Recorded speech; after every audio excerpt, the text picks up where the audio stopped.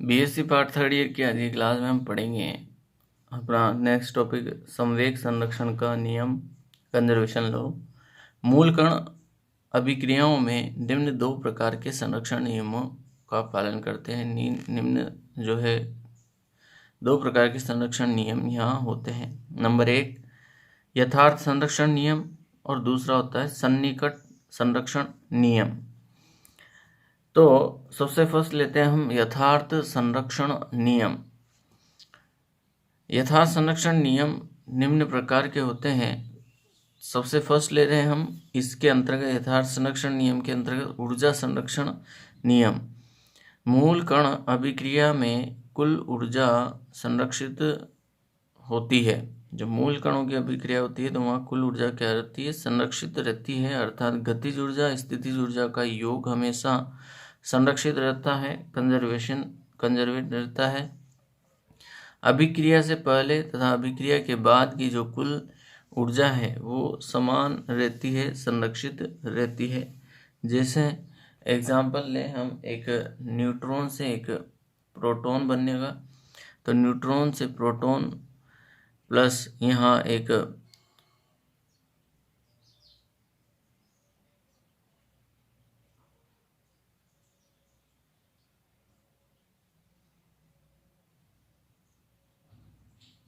Beta minus और एक anti neutrino यहाँ उत्सर्जित हो रहा है। और यदि प्रोटॉन से जो है न्यूट्रॉन बन रहा है तो एक बीटा प्लस यहाँ उत्सर्जित होता है और जो है न्यूट्रिनो यहाँ उत्सर्जित होता है। दूसरा लेते हैं हम संवेग संरक्षण नियम। संवेग संरक्षण नियम के अंतर्गत मूल कणों की जो अभिक्रियाएं होती है उनमें कुल संवेग क्या रहता है? संरक्षित रहता है।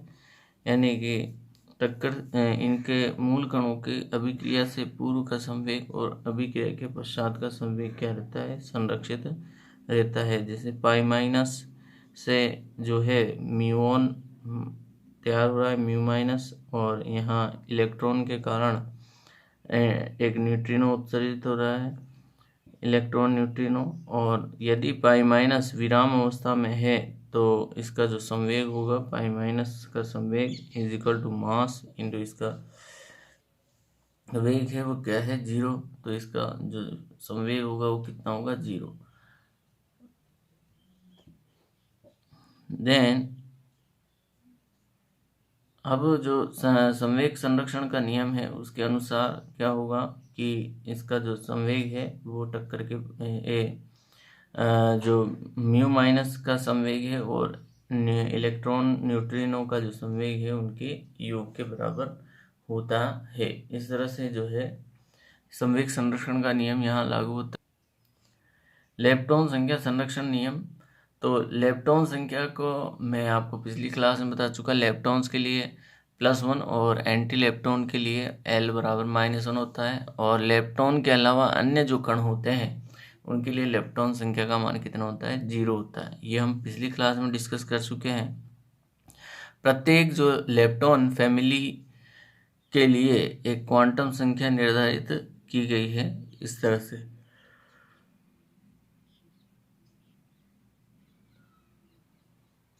तो यहाँ म्यू माइनस ये से जो है एक इलेक्ट्रॉन न्यूट्रिनो, एक म्यू एंटी न्यूट्रिनो उत्सर्जित हो रहा है। तो ये लेप्टॉन फैमिली का पार्टिकल है तो इसके लिए +1। ये भी लेप्टॉन फैमिली का है तो +1, ये लेप्टॉन का है +1, ये एंटी लेप्टॉन है तो ये -1। तो यहाँ लेप्टॉन संख्या संरक्षित है। एक इनको यदि जोड़ें तो ये +1 है तो इधर भी इस +1 से -1 कैंसिल हो जाएगा तो +1 ही इसकी लेप्टॉन संख्या रहती है। तो मूल कणों की सभी अभिक्रियाओं में प्रत्येक फैमिली के कुल लेप्टॉन संख्या सदैव क्या रहती है? संरक्षित रहती है। नेक्स्ट हम बात करते हैं बेरियन संख्या। बेरियन फैमिली के लिए बात करें तो बेरियन संख्या संरक्षण का नियम। बेरियन संख्या B बराबर 0 और +-1, B बराबर 0 और +-1 होती है प्रबल अन्योन्य क्रिया में बेरियन संरक्षण नियम पाया जाता है। बेरियन के लिए B बराबर +1 और एंटी बेरियन के लिए B बराबर -1, B इज इक्वल टू -1 होता है। बेरियन के अतिरिक्त सभी कणों के लिए, अन्य जो कण हैं उनके लिए B बराबर कितना होता है, 0 होता है। यदि जो बेरियन नहीं है उनके अलावा जितने भी कण हैं बेरियन के अलावा, उनके लिए B बराबर कितना होगा, बेरियन नंबर 0। बेरियन संरक्षण नियम के अनुसार मूल कणों की जो अभिक्रियाएं होती है, उन अभिक्रियाओं में कुल जो बेरियन संख्या रहती है, संरक्षित रहती है। तो यहाँ हम एक अभिक्रिया देख रहे हैं, तो B बराबर 0, इसके लिए B बराबर +1, इसके लिए B बराबर 0, इसके लिए B बराबर +1। तो यदि दोनों तरफ के बेरियन नंबर देखें तो +1 हमें फाइंड आउट होते हैं।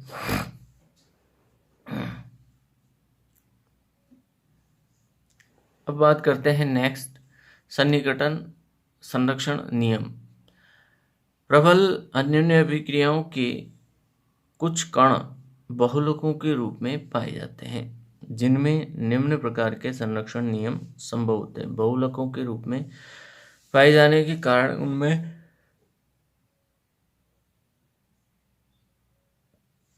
कुछ संरक्षण नियम अलग से जो है होते हैं, जैसे संभारिक प्रचक्रण संख्या नियम।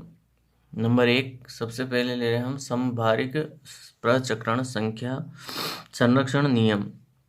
प्रबल अन्योन्य क्रिया द्वारा होने वाली मूल कणों की अभिक्रियाओं में संभारिक प्रचक्रण कुछ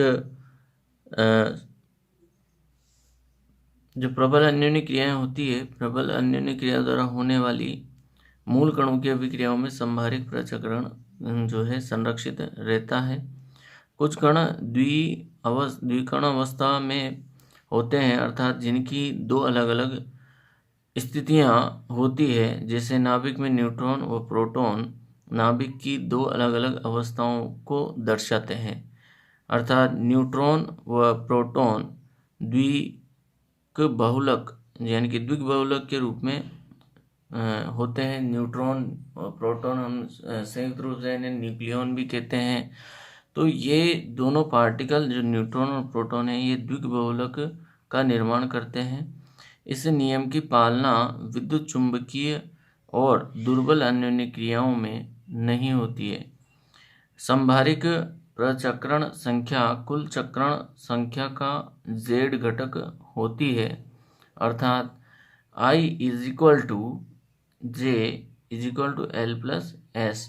यहाँ IZ आइसोबेरिक स्पिन नंबर होता है। IZ के कुल मान 2I+1 के रूप में होता है। तो IZ बराबर -I से लेकर के +I के रूप बीच में इसकी वैल्यू हमें मिलती है। अब बात करते हैं हम सिंगलेट के लिए। यदि कोई सिंगलेट है तो एकल है, तो उसके लिए हम I की वैल्यू बात करें तो I इज इक्वल टू इसके लिए कितना होगा, 0।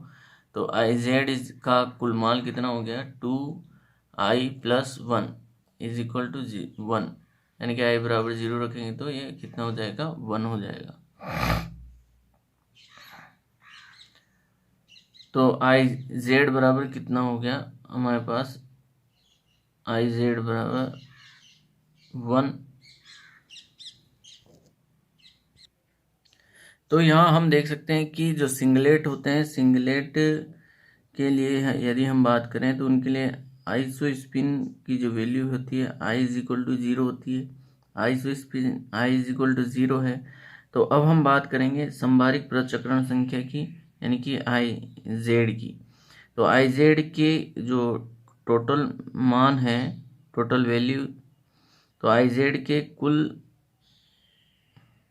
मान कितने होंगे उनको फाइंड आउट करते हैं। 2I की जगह हम 0 पुट करेंगे +1, तो एक मान होगा IZ का, कितना मान होगा, एक मान होगा, और IZ का एक मान कितना होगा, IZ बराबर 0, क्योंकि इसके 3 मान संभव है, +1 से 0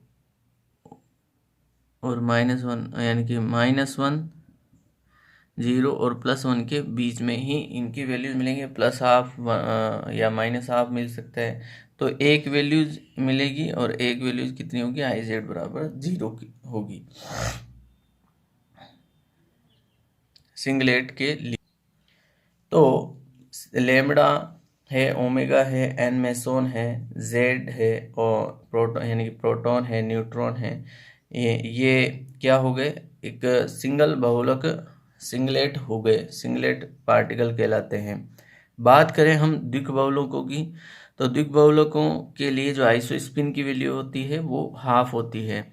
तो इनकी IZ वैल्यू फाइंड आउट करें तो फॉर्मूले में हम वैल्यू रखेंगे IZ बराबर 2 इंटू आई की वैल्यू 1/2 रखी हमने, +1 तो इसकी वैल्यू निकल के आएगी 2, यानी कि 2 इसके समभारिक प्रचक्रण संख्याएं होंगी। तो जैसे 1/2 है तो एक तो होगा +½ और एक होगा -½ तो इस तरह से। अब जैसे हम कुछ एग्जांपल्स लेते हैं, न्यूट्रॉन प्रोटॉन, इसे हम न्यूक्लियॉन भी कहते हैं, तो ये द्विक बहुलक है। तो न्यूट्रॉन की तो -½ प्रोटॉन की +½ जाई है, जाई माइनस है, जाई 0 है तो इसकी -½ इसकी +½ अब बात करते हैं हम त्रिलकों की। त्रिलक यानी कि ट्रिपलेट हैं, तो इनके लिए जो ट्रिपलेट है इनके लिए आइसोस्पिन की वैल्यू कितनी होती है, 1 होती है, यानी कि I = कितना होता है, 1।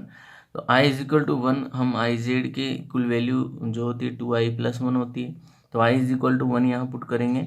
I = 1 पुट किया तो इसकी जो वैल्यू निकल के आएगी कितनी आएगी, 3। तो आइसोस्पिन कितना है, 1 है, तो दो वैल्यूज तो ये हो जाएगी -1 और एक +1 और एक तीसरी वैल्यू होगी कितनी, 0।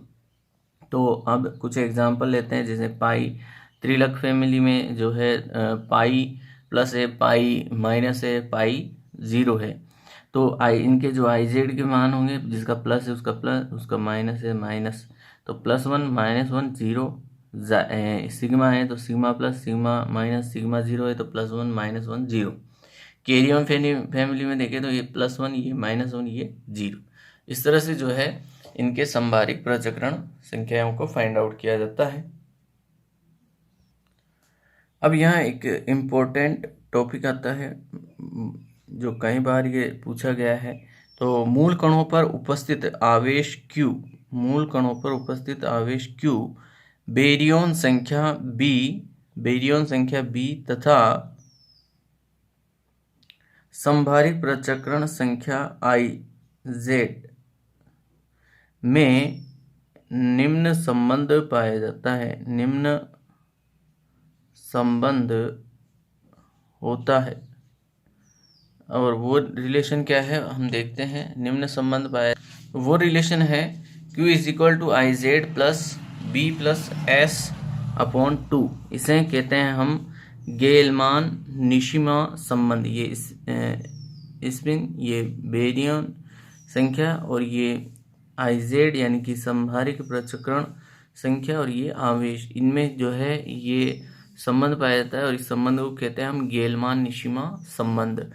S जो है स्ट्रेंज क्वांटम संख्या होती है, जिसे क्वांटम नंबर होता है, विचित्र क्वांटम नंबर इसको कहते हैं, स्ट्रेंज क्वांटम नंबर इसको कह सकते हैं। तो S = क्या है यहाँ, विचित्र क्वांटम संख्या, विचित्र क्वांटम संख्या इसको कहते हैं। बात करते हैं नेक्स्ट, अति आवेश संरक्षण नियम। मूल कण अभिक्रियाओं में बेरियन B तथा विचित्र क्वांटम संख्या S का योग अति आवेश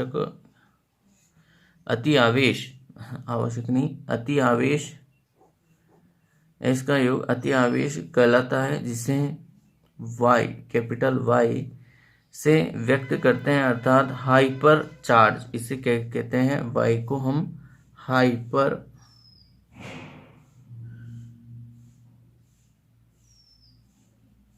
चार्ज। तो hyper charge Y = B + S। तो Q = B IZ + Y/2 के रूप में भी हम इस संबंध को लिख सकते हैं, Q/2 के रूप में। मूल कण अभिक्रियाओं में अति आवेश का क्या होता है, संरक्षण रहता है। आज की क्लास में इतना ही। नेक्स्ट क्लास में नेक्स्ट टॉपिक लेंगे। Thank you.